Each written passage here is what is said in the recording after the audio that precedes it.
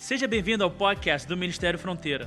A mensagem que você vai ouvir foi pregada pela pastora Elaine Cruz na nossa igreja na Barra da Tijuca, no Rio de Janeiro. Nossa oração é para que você seja abençoado por essa palavra.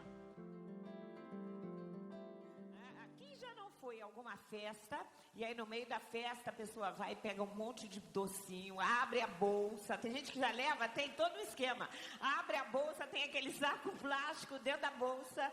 Eu lembro que uma vez, foi logo no início da nossa igreja, nós fizemos um chá no Sheraton, algumas pessoas estavam lá, nós fizemos um chá belíssimo no Sheraton, e aí, num certo momento, eu fui falar com ele, mas escuta, a gente encomendou, mas eram tantos salgados, e tinha um preço, aquela coisa toda, tal, cadê os bolos, os doces? Ele falou, dona, abre a bolsa do pessoal que está aí, porque elas estão vindo a mesa, não estava percebendo que a gente estava na palestra, o pessoal dizia, elas estão vindo, e era um chá aberto, então nós tínhamos muitas convidadas, elas estão vindo com bolsa que se servir.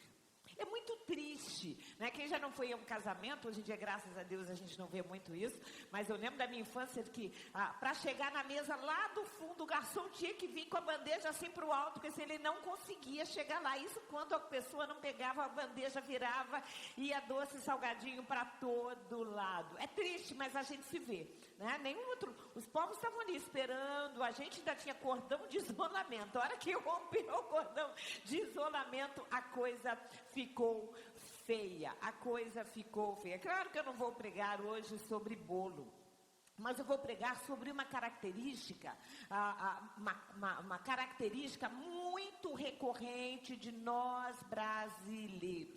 Da mesma forma como essa pesquisa foi feita, há uma série de pesquisas feitas por vários institutos de todo o mundo, e tem um em especial, o ISMA, que é a International Stress Management Association, que ele funciona desde 1973, ele fez uma pesquisas atuais, que mostram, por exemplo, que o brasileiro adora dar reconhecimento para quem não merece. Então, o brasileiro reconhece jogador de futebol, porque fez um time e deixou ele feliz, mas ele é incapaz de reconhecer o trabalho de um policial.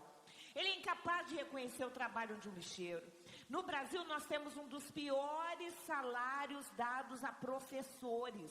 Professor que trabalha em escola pública e que fica ali com as crianças, com os nossos filhos. É muito triste isso. O brasileiro tem uma dificuldade muito grande de reconhecer quem de fato protege, guarda, cerca. O brasileiro... Uma outra pesquisa mostra que o brasileiro é o povo, ou a raça mais odiada da internet. Quando ele joga, ele rouba. Ele é capaz de lavar toda a roupa suja da casa, da vizinhança, de todo mundo pela internet. Então, o brasileiro, mundo afora, por mais que quem trabalha, né, com hardware, ama, porque nós gostamos de celular, porque nós gostamos de computador, nós gostamos de internet, nós gostamos da mídia, mas nós usamos a mídia muito mal. Brasileiro tem uma dificuldade enorme de admitir a própria culpa. A culpa é sempre do outro, né? A culpa é sempre do político, mas ele se esquece de que foi ele que votou para aquele político estar lá. Então, a gente sempre coloca a culpa no outro e nós temos uma dificuldade muito grande. Uma outra pesquisa mostra que o brasileiro gosta de hipocrisia. Ele fala daquilo que ele não faz. Então, ele é capaz de dizer contra a mentira e ele pode ser um dos maiores mentirosos. A gente tem muito discurso, mas, na verdade, pouca prática. Os brasileiros mostram também que são um bando, conhece essa expressão de Maria vai com as outras? Aquela pessoa que, às vezes, o brasileiro tem uma dificuldade de falar dele mesmo sem falar do grupo ao qual ele pertence. Mas a pior delas é uma pesquisa que mostra que o Brasil tem um povo que mais reclama do mundo. O povo reclama de tudo, reclama sem fundamentação, reclama por reclamar. É como se como se já fizesse parte da nossa cultura colocar a culpa e reclamar. Por isso, o tema da nossa pregação hoje é, ao invés de reclamar, agradeça. agradeça. Primeira coisa que a gente precisa falar sobre, quando que a gente precisa pensar sobre gratidão, é que a gratidão, ela é aprendida. Nós, pais, precisamos ensinar os nossos filhos a serem gratos. É isso mesmo. Quando a gente dá uma bala, quando você dá um brinquedo, quando você dá uma boneca, quando você dá alguma coisa, é importante que aquela criança receba naquela alegria, e eu estou falando de pequenininho mesmo, de meses, e que a partir do tempo em que já começa a falar, mesmo que seja em meses, a partir de 8 meses, 9 meses, quando você dá alguma coisa e percebe, e a criança fica feliz e diz, agora abraça a mamãe. Mesmo que ele não tenha ainda aquela intenção de abraçar, mas a gente ensina a criança a abraçar porque ganhou um presente. Mais tarde, quando já tiver 1 ano e pouco e começar a falar, e a gente vai dizer, agora diz, obrigado mamãe, obrigado papai. Exatamente assim, a gente precisa ensinar. Se a gente não ensina os nossos filhos a serem gratos, eles vão crescer como se eles merecessem todas as honras, todos os presentes, achando que são o centro da atenção, que tudo vai rodar em torno deles. Então, gratidão é algo que a gente aprende, é uma virtude moral, relevante, saudável e de aspecto positivo do desenvolvimento humano. Todos os povos valorizam a gratidão. Todos nós esperamos gratidão. Ela existe quando a gente reconhece a ação que uma pessoa prestou pra gente, o carinho que ela fez pra gente. E é importante que a gente aprenda a ser grato. Mesmo que você tenha andado com uma pessoa ao longo do tempo, e aí de repente aquela pessoa, um chefe seu, por exemplo, mudou um pouquinho de atitude, ainda assim, a gente aprende a ser grato pensando, pode até ter me mandado embora, mas o tempo que eu trabalhei pagou o meu salário no tempo certo. A gente precisa aprender a olhar para as coisas e reconhecer e começar a perceber o que é que eu posso, no que eu posso ser grata pela vida desta pessoa. Senão, a gente só vai ver defeito em todo mundo. E aí a gente aprende a ser grato pelo que recebe, a gente aprende a ser grato pelo que as pessoas fazem conosco. A Bíblia diz também que nós precisamos aprender a ser agradecidos. Colossenses 3 diz assim, que a paz de Cristo seja o juiz em seus corações, visto que vocês foram chamados para viver em paz como membros de um só corpo. E sejam agradecidos. Nós precisamos aprender a ser agradecidos. Todos nascemos com inúmeros motivos para agradecer. Já comece agradecendo pelo fato de você estar vivo. Já comece agradecendo quando você começa a pensar em tudo aquilo que Deus tem feito pela sua vida. Já comece a agradecer pelo fato de nós estarmos aqui na presença de Deus, na casa de Deus, reconhecendo que Deus é Senhor sobre a nossa vida todos os dias. Mesmo que a gente espere alguma coisa que não aconteça, olhe para o lado, a gente sempre tem motivos para agradecer. Que a gente tenha gratidão pela perfeição corporal e pelo útero que nos acolheu. O Salmo 139, que é belíssimo. Ele diz assim, tu formaste o meu interior e me teceste, isso é, me costuraste no ventre da minha mãe. Eu te agradeço por me teres feito de modo tão extraordinário. Tuas obras são maravilhosas e disso eu sei muito bem. Tu me observavas quando eu estava sendo formado em segredo, enquanto eu era tecido na escuridão. Tu me viste quando eu ainda estava no ventre. Cada dia da minha vida estava registrado em teu livro. Cada momento foi estabelecido quando ainda nenhum deles existia. Deus cuida de você desde quando você estava no útero da sua mãe. Mesmo que você não tenha conhecido a sua mãe, Ele já cuidava de você. Mesmo que a sua mãe tenha abandonado você, Ele já cuidava de você. E a gente precisa aprender a ser grato. Grato pelos cuidados, pela educação, pelo afeto familiar. Efésios 6 diz assim, filhos, obedeçam a seus pais no Senhor, porque isto é justo. é justo. Eles doaram do seu tempo, do seu apreço, do seu amor, e é importante que a gente agradeça. Gratidão pelo cuidado de Deus sobre a nossa vida. Salmo 104 diz assim: todos dependem de ti, isso é, de Deus, para lhes proveres o alimento de que necessitam. Todos nós dependemos de Deus. Se você olha para a sua mesa e tem comida na sua mesa, se você tem vegetal, se você tem legumes, se você tem frutas, louve a Deus, porque Deus deu sabedoria, Deus preparou pessoas, Deus te deu um emprego, Deus te deu dinheiro, e a cadeia é tão grande até que aquele alimento chegue na sua mesa, porque Deus cuidou do tempo, Deus cuidou do clima, Deus cuidou da terra, Deus deu sabedoria ao homem para que você pudesse trabalhar, comprar no mercado, trazer para casa e comer e aquilo lhe fazer bem. Então, nós precisamos entender que todos dependemos de Deus para nos prover o alimento. Quando tu lhes dás, eles o recolhem, abrem a mão para alimentá-los e eles ficam satisfeitos. Se te afastas deles, isso é, se Deus se afasta de nós, porém, enchem-se de medo, quando lhes retira o fôlego, morrem e voltam ao pó. Quando sopras o teu fôlego, novos seres são gerados e renovas a face da terra. Por isso que tudo que tem fôlego, louve ao Senhor, adore ao Senhor, agradeça ao Senhor.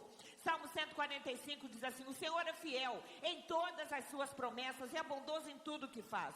O Senhor ampara todos os que caem e levanta todos os que estão caídos ou prostrados. Os olhos de todos estão voltados para ti, e tu lhes dás o alimento no devido tempo. Abres a tua mão e satisfazes os desejos de todos os seres vivos. Quantos aqui já tiveram desejos satisfeitos por Deus?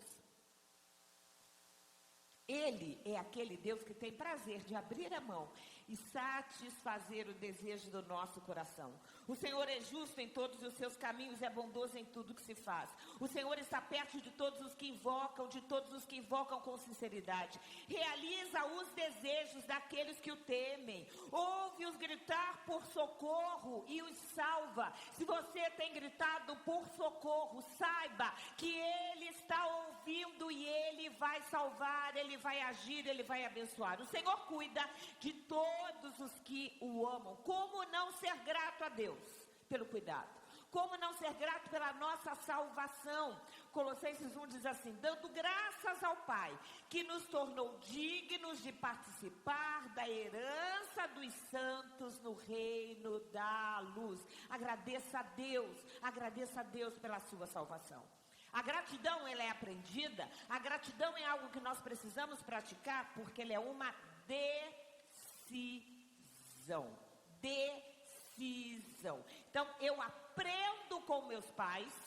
Se você não teve a oportunidade de aprender com os seus pais, aprenda com a Bíblia. Aprenda com a Bíblia, porque nós acabamos de ler aqui: sede agradecidos. Mas eu quero focar hoje numa passagem muito interessante que você já deve conhecer, que é a passagem dos 10 leprosos. Está lá em Lucas 17, de 11 a 16, que diz assim: dirigindo-se a Jerusalém, Jesus chegou à fronteira entre a Galileia e Samaria. Ao entrar num povoado dali, 10 leprosos, mantendo certa distância, clamaram: Jesus, mestre, tem misericórdia de nós. Ele olhou para eles e disse: vão e apresentem-se aos sacerdotes. E enquanto eles iam, foram curados da lepra. Um deles, ao ver-se curado, voltou a Jesus, louvando a Deus em alta voz. Lançou-se aos seus pés, agradecendo-lhe pelo que ele lhe havia feito. Este homem era samaritano. Jesus estava saindo da Galileia. Galileia é aquela parte onde tem o mar da Galileia, onde tem tantas histórias aonde ficava a cidade em que Jesus morava, onde ele arrebatou a grande maioria dos seus discípulos, e ele estava se dirigindo para Jerusalém. E um dos caminhos para chegar a Jerusalém passava por Samaria, que era uma cidade da qual os judeus não gostavam, porque os samaritanos não se davam bem com os judeus por questões antigas, de casamento, de mistura com outros povos. O judeu olhava para o samaritano como se fosse um povo ingrato. O judeu olhava para o samaritano como se fosse um povo quase que impuro, porque eles haviam se misturado em casamento com outros povos. Essa era, vamos dizer assim, a grande questão entre os judeus e os samaritanos. E Jesus, então, quando vai passando pela divisa, e a gente está falando ali de pelo menos uns 250, 300 quilômetros de Jerusalém, ele vinha caminhando, e essa caminhada, claro, levava dias. Ele passa, então, por essa região, pela divisa, e lá estavam 10 leprosos. 10 leprosos. Hoje em dia, a lepra, também chamada de hanseníase, hoje em dia a lepra já tem cura. Hoje em dia, quando uma pessoa adquire essa doença, nós temos remédio para isso. Naquela época não era assim. A lepra, quando atingia, e na realidade ela é causada por um micróbio contagioso. A lepra, quando atingia uma pessoa, essa pessoa tinha que sair de casa, tinha que abandonar a cidade, tinha que sair da família, ela tinha que morar num local completamente separado. Muitas vezes morava com outros leprosos. Como não havia remédio, como não havia cura, ela literalmente ia perdendo parte do seu corpo. Hoje em dia, graças a Deus, já não é tão comum. Mas eu, por muito tempo, quando criança, acompanhava meus pais em visitas, onde eles iam fazer culto em leprosários. Eles já tinham remédio que não mais tornasse contagioso a lepra. Mas eu me lembro, meus pais faziam isso, ok? Hoje eu não sei se faria com os meus filhos, mas eu me lembro de chegar lá e ver pessoas sem dedos, pessoas sem nariz, sem orelha, porque as extremidades são as primeiras coisas que vão caindo. Então, muita gente não tinha nariz e você via, né? Você enxergava como se fosse, se você tirar aqui toda a parte do nariz, você via a cartilagem, você via internamente pessoas sem dedos do pé, a maioria já sem quase os dedos da mão, às vezes com falta de pele ou de pedaços do corpo, porque literalmente vai caindo, vai apodrecendo, é muito feio, é muito triste, né? Graças a Deus hoje já tem remédio para isso, mas eu fui várias vezes, e a gente ia, e eu me lembro de brincar com as crianças, a gente ficava muitas vezes cantando com as crianças, porque eram comunidades, eu estou falando de São Paulo, comunidades em que você sabia que tinha um leprosário, você entrava, era tudo murado, e ali tinham várias casas, várias famílias, todos de leprosos. E eu me lembro da gente fazendo culto, o pessoal cantando, a gente que é criança ficava ali cantando junto em leprosários. É uma coisa que para mim é muito vívida, muito, muito real. A lepra é tão séria e era tão feia, e era uma coisa assim tão séria, porque ela começa devagar e chega uma hora que ela vai atingindo o corpo todo, vai perdendo, a pessoa vai perdendo inclusive o cabelo, né? O cabelo vai caindo muito rápido. E era algo tão feio que por muito tempo era assim, tido como uma grande maldição. Do ponto de vista bíblico, era como se fosse uma grande maldição. Quando a Bíblia diz que quando nós estávamos em pecado, nós éramos chagados, né? Nós estávamos envoltos em chagas. A palavra chagas ali é como se todos nós fôssemos leprosos. Todos nós fôssemos perdendo parte da nossa vida, do nosso corpo, fazendo uma alusão ao pecado, porque o pecado vai fazendo exatamente isso, vai deformando o indivíduo, vai tirando dele partes do corpo, mas quando nós aceitamos a Jesus, ele restitui, porque nós passamos por um novo nascimento. Esses homens eram 10 homens afastados e eles precisavam fazer isso mesmo. Quando eles estavam num local de passagem, claro que eles viviam de esmola, pedindo ajuda, e quando eles se aproximavam, muitas vezes eles tinham que usar um sininho, como se fossem guizos, que eles tinham que fazer barulho para avisar: imundo, imundo, leproso, leproso passando, um leproso pelo caminho. Por isso que quando eles chegam e Jesus vem passando, a Bíblia diz que eles mantêm uma distância, e pela lei era assim que eles tinham que se comportar, mantendo uma distância, e eles gritavam: Jesus, tem misericórdia de nós. Mestre, tem misericórdia de nós. Na hora da dor, na hora do desespero, todos nós pedimos misericórdia a Deus. Mesmo o ateu, na hora que alguma coisa acontece, ele diz: valha-me Deus.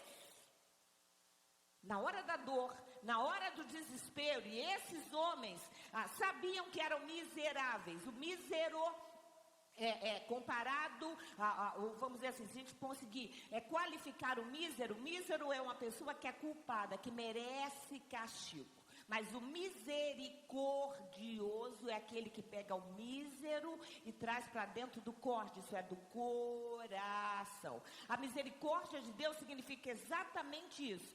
Do ponto de vista bíblico, nós não merecíamos o sacrifício de Jesus Cristo na cruz do Calvário.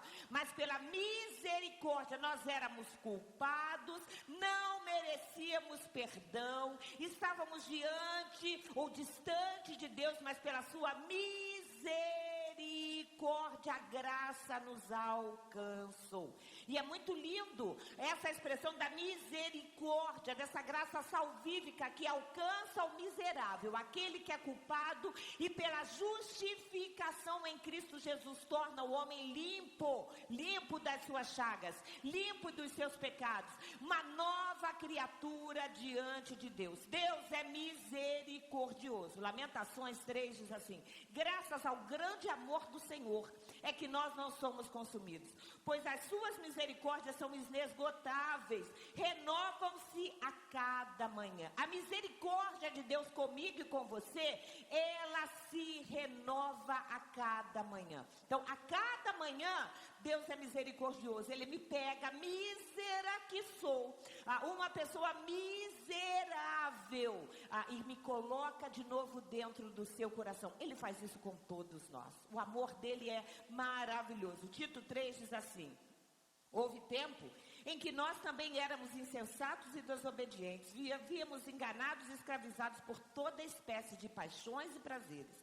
Vivíamos na maldade e na inveja, sendo detestáveis e odiando-nos uns aos outros. Mas, quando se manifestaram a bondade e o amor pelos homens da parte de Deus, nosso Salvador, isso é, quando se manifestou Jesus Cristo, não por causa de atos de justiça praticados por nós, mas devido à sua misericórdia, Ele nos salvou pelo lavar regenerador e renovador do Espírito Santo, que Ele derramou sobre nós generosamente por meio de Jesus Cristo, nosso Salvador. E Ele fez a fim de que, justificados por sua graça, nos tornemos seus herdeiros, tendo a esperança da vida eterna.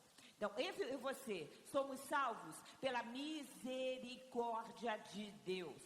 Por isso também precisamos ter misericórdia, porque da mesma forma que recebemos, nós também precisamos dar.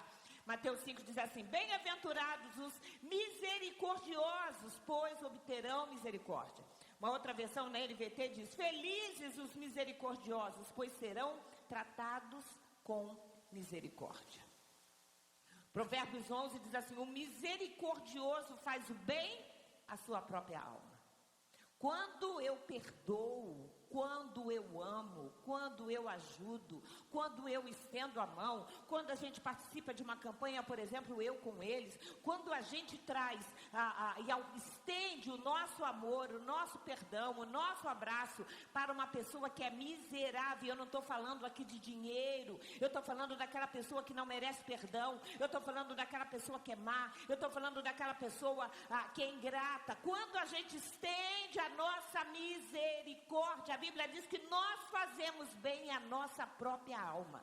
Por isso que a Bíblia ordena que a gente perdoe aqueles que nos maltratam. Por isso que a Bíblia diz que nós temos que aprender a amar os nossos inimigos. Quando a gente faz isso, a gente não faz só bem ao inimigo, a gente faz acima de tudo bem à nossa própria alma. E esse é o segredo que a gente precisa aprender com a Bíblia. Colossenses 3,12 diz assim: portanto, como povo escolhido de Deus, santo e amado, revistam-se de profunda misericórdia. Algumas traduções dizem compaixão. Revistam-se de profunda, não é uma misericórdia leve, não, é que vem do fundo da alma. Revistam-se de uma profunda misericórdia, bondade, humildade, mansidão e paciência. Coisa fácil da gente ter, não é? Vou ler de novo. Misericórdia, bondade, humildade, mansidão e paciência. Suportem-se uns aos outros e perdoem as queixas que tiverem uns contra os outros. Perdoem como o Senhor lhes perdoou, porque isso faz bem à nossa alma. 1 Pedro diz assim: por fim, tenham todos o mesmo modo de pensar, sejam cheios de misericórdia uns pelos outros, amem uns aos outros como irmãos, mostrem misericórdia e humildade. Há tantos textos que falam de misericórdia, da nossa obrigação, porque a maior misericórdia, que é a misericórdia de Deus, já nos alcançou. E se Ele, que é Deus, me colocou, ou colocou você mísero no coração dele, nós também podemos fazer isso uns pelos outros. Deus sempre trabalha com misericórdia, mas Deus também sempre trabalha com legalidade. É muito interessante, porque quando os leprosos chegam, Jesus olha para eles e diz assim: vão e se apresentem ao sacerdote. Para o judaísmo, naquela época,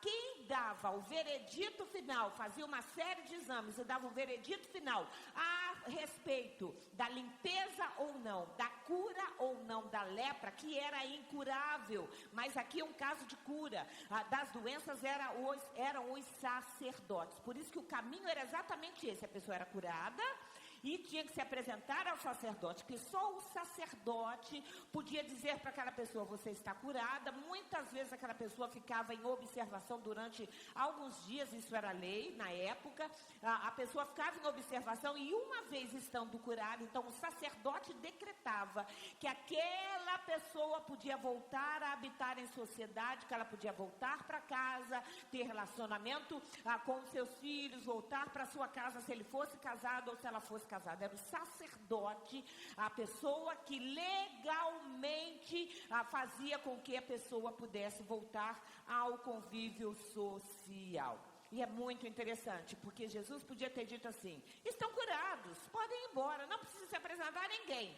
Jesus não trabalha assim. Ele trabalha com legalidade. Deus sempre vai trabalhar com legalidade. O certo era se apresentar aos sacerdotes, vão se apresentar. Por isso que, num certo momento, quando colocam sobre a questão do imposto, Jesus diz: dai a César o que é de César e a Deus o que é de Deus. Essa história de crente falar: eu sou crente, sou cidadão do céu, não preciso pagar imposto aqui na terra. Não, é assim que funciona a Bíblia? Não. Deus trabalha com legalidade. Dentro daquilo que se estabelece a palavra, quando não vai de encontro à palavra, todos nós precisamos respeitar e obedecer a palavra de Deus.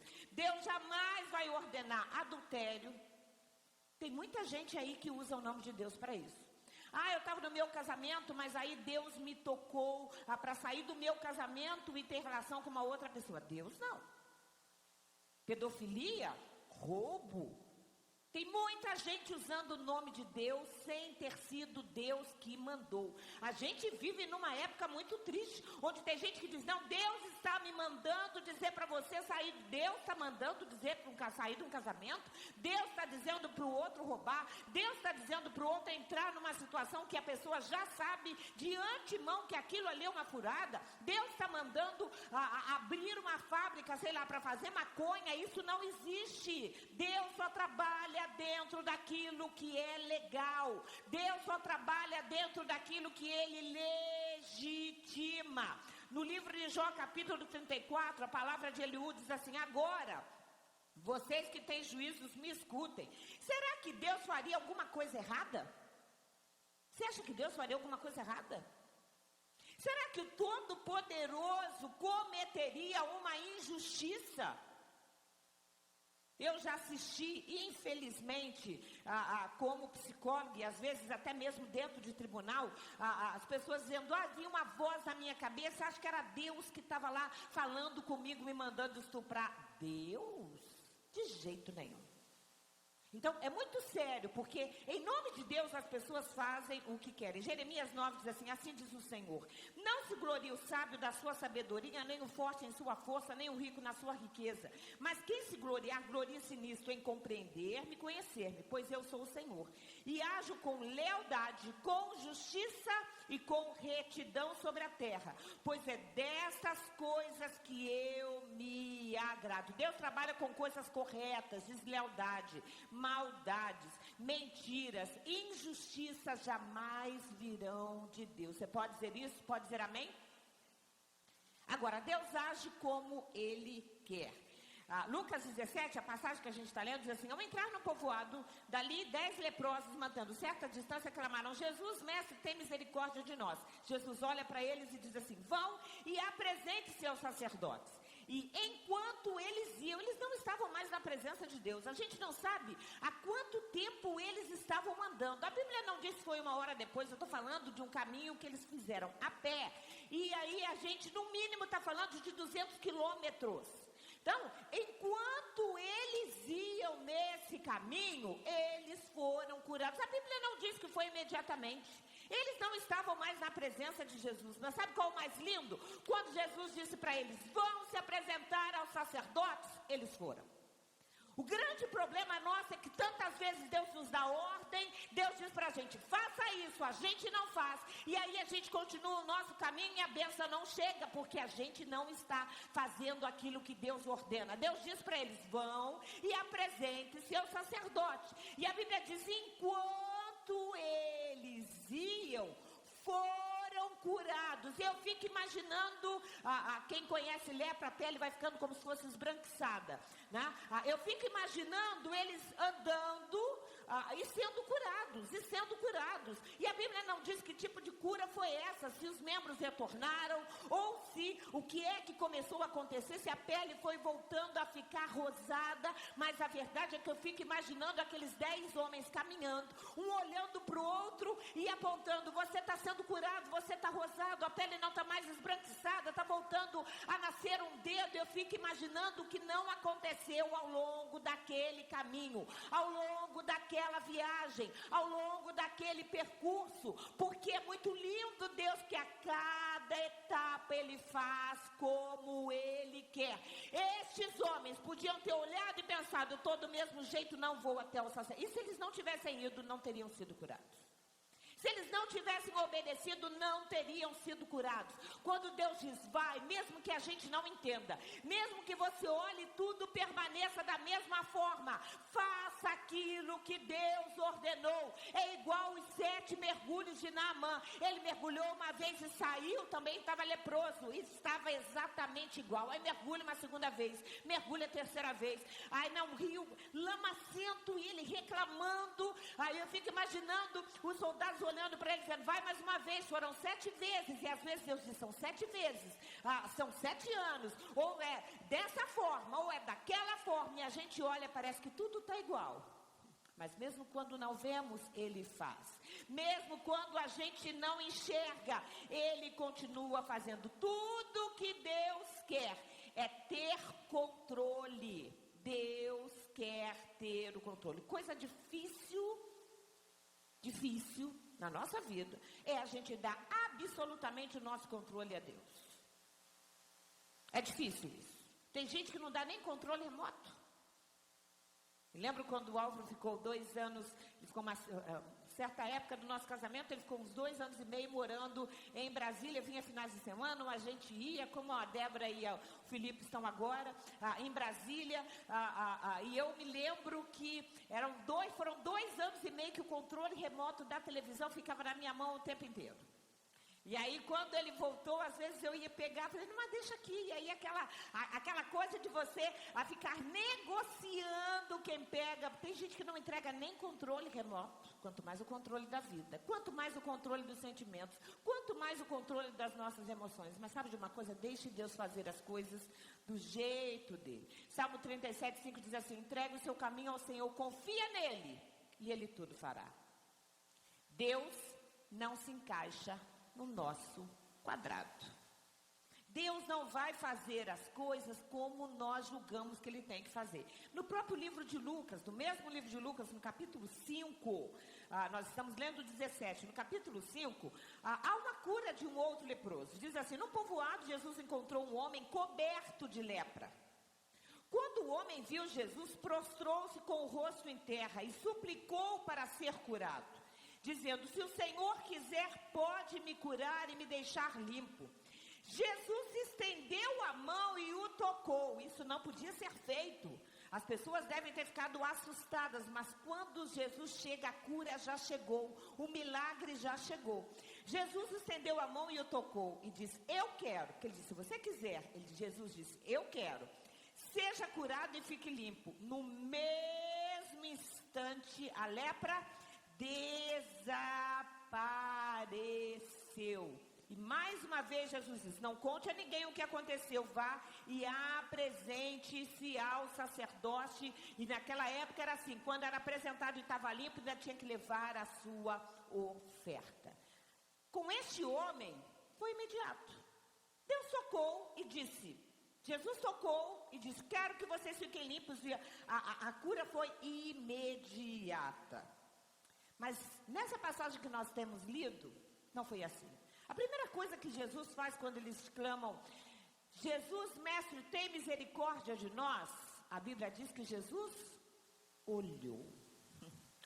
O olhar de Jesus. E eu fico imaginando que olhar foi esse de Jesus para aqueles homens.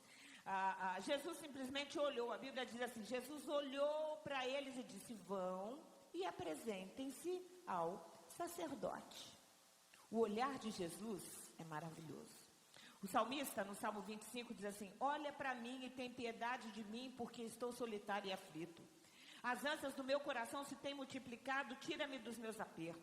Aí depois ele diz de novo, olha para a minha aflição e para a minha dor, e perdoa todos os meus pecados.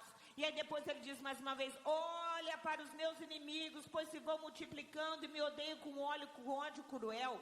Guarda a minha vida e livra-me, não me deixes confundido, porquanto confio em ti. O salmista pede, olha para mim porque eu estou solitário e aflito. Olha para a minha dor e para o meu sofrimento. Olha para os meus inimigos, porque eles têm me machucado. Olha. Quantas vezes eu já fiz essa oração, Senhor, olha para mim. É como se, eu fico imaginando, e às vezes eu falo exatamente isso para Deus. Eu sei que se o Senhor olhar a terra agora, vai ter tanta gente, de repente, numa situação mais difícil até do que a minha.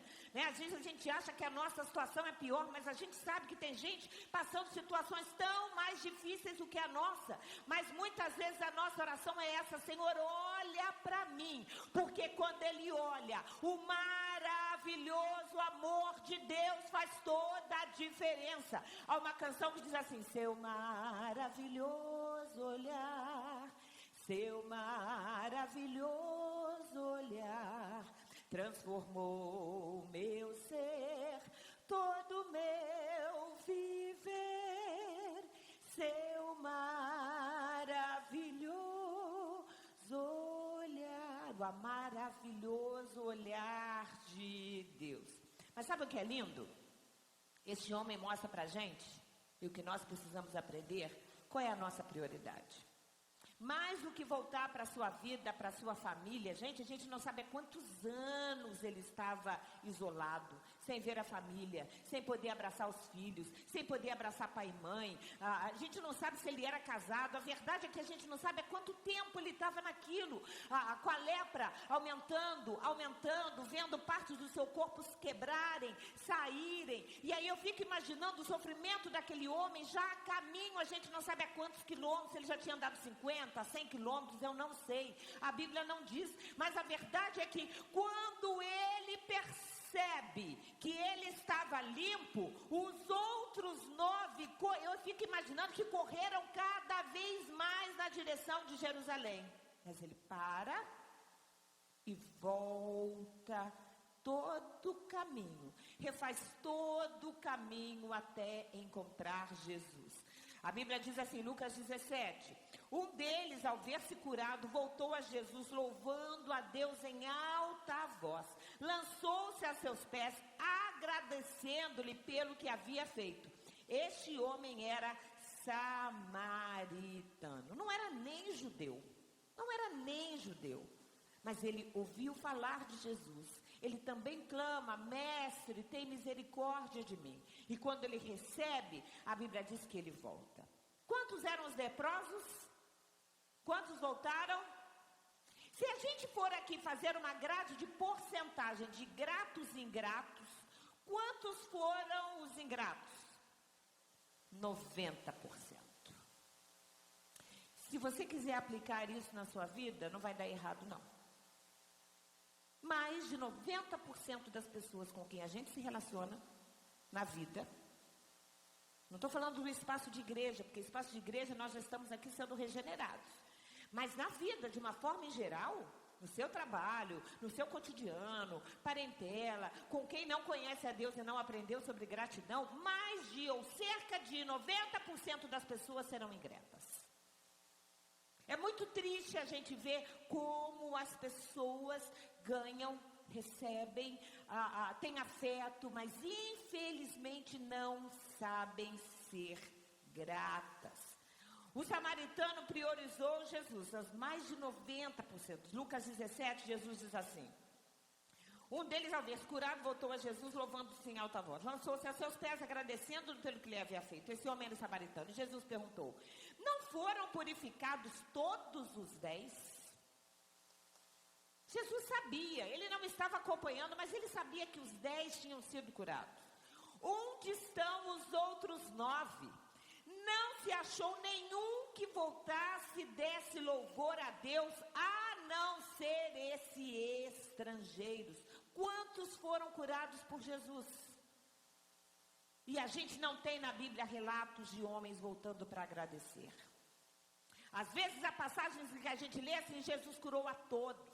Uma multidão, e Jesus curou a muitos, e Jesus curou a todos, e muitos eram curados, mas a gente não tem relatos dizendo, e eles voltavam para agradecer. No domingo eles estavam dizendo, Hosana, bendito aquele que vem em nome do Senhor. Quantos ali já tinham sido curados? Quantos já tinham sido restaurados? Quantos? A Bíblia diz que se fosse possível escrever todos os feitos que Jesus realizou em 3 anos no seu ministério, não haveria livros capazes de escrever. E a gratidão? No domingo eles receberam Jesus, na sexta-feira estavam dizendo, crucifica-o, crucifica-o, nós preferimos Barrabás. Se fizeram com Jesus, não vão fazer com você? Se fizeram com Jesus, não vão fazer conosco? Quando a gente fizer, seja o que a gente fizer, carinho, afeto, gratidão, amizade, amor, um bolo, uma torta, uma festa, o que você fizer, faça para honrar a Deus. Faça com todo o coração cheio de misericórdia. Mas faça sabendo que a ingratidão, ela vai acontecer. A ingratidão indica uma má formação moral. É um traço do caráter mal formado. E a gente precisa. Há uma passagem que eu não vou ler, que está lá em Deuteronômio, que Deus diz, Deuteronômio capítulo 8, que Deus diz para o povo assim: olha, tenham cuidado, para que no meio da fartura vocês não se esqueçam do Senhor, não desobedeçam os seus mandamentos. Quando ficarem satisfeitos e forem prósperos. Deus estava dizendo assim: olha, povo de Israel, quando vocês chegarem na terra que emana leite e mel, e vocês tiverem mantimento, alimento, mesa farta, uma casa boa, tiverem aonde descansar, aonde repousar a cabeça, não se esqueçam de mim. Não fiquem orgulhosos e não se esqueçam do Senhor. Não digam: eu que conquistei por direito próprio, por inteligência, como muita gente faz. Porque tudo que nós temos e recebemos vem de Deus. A inteligência, a saúde, filhos, casamento, tudo vem de Deus. Portanto, fuja da ingratidão. 2 Timóteo diz assim: saiba que nos últimos dias haverá tempos muito difíceis, porque as pessoas só amarão a si mesmas e ao dinheiro, serão arrogantes e orgulhosas, zombarão de Deus, desobedecerão a seus pais e serão ingratas e profanas. E o texto segue. Mas sabe qual é o mais lindo dessa passagem? 10 homens foram curados da lepra, só um volta. 10 homens, 9 homens foram correndo se apresentar ao sacerdote. Claro que este homem também foi depois, mas ele primeiro veio agradar a Deus, ele primeiro prestou honra a Deus, ele primeiro veio se prostrar, e a Bíblia diz que ele se joga aos pés de Jesus. 9 homens não voltaram para agradecer, mas o último versículo desse texto diz assim, Lucas 17:19. Então Jesus lhe disse, quando ele se joga aos pés de Jesus: levante-se e vá, a sua fé o salvou. Você entende aqui a diferença? Todos eles foram curados. Os outros já estavam curados, mas não foram salvos. Este homem que volta, que se rende, que se joga, que se humilha, que sabe agradecer, que usa a gratidão como a termômetro da sua vida, Jesus não disse a sua fé o curou, a despeito de algumas traduções trazerem isso. Ele já estava curado. Jesus estava dizendo: a sua fé, o seu ato de voltar e se colocar aqui como meu servo, como aquele que reconheceu o meu poder, isto salva a sua vida. Cura, todos nós queremos. Bálsamo de Deus, todos nós precisamos, mas salvação, que é coisa rara, só está guardada para aqueles que são gratos a Deus. Portanto, sede agradecidos, sejamos agradecidos. Vamos reclamar menos, vamos falar menos. Vamos, muitas vezes a gente gasta tanto tempo reclamando, pensando no que pode dar errado, pensando no que poderia ter sido. Em nome de Jesus, que a gente aprenda a ser grato, a sermos agradecidos a Deus, agradecidos pela nossa salvação, agradecidos por tudo aquilo que Ele tem feito na nossa vida. Agradeça pela sua casa, agradeça pela sua família, agradeça pela sua vida, agradeça por tantas bênçãos que Deus tem feito. Você tem bênçãos esperando? Eu também tenho. Você tem situações na sua vida que não estão resolvidas ainda? Eu também tenho. Você tem coisas que você tem pedido ao Senhor? Eu também tenho. Mas que a gente aprenda no meio disso tudo a saber que o mesmo Deus que começou a boa obra, Ele vai cumprir. Aquele que já fez uma vez, 10 vezes, 20 vezes, vai fazer de novo. Porque nós temos um Deus que é poderoso e que ama aqueles que são gratos a Ele. Você pode dizer amém?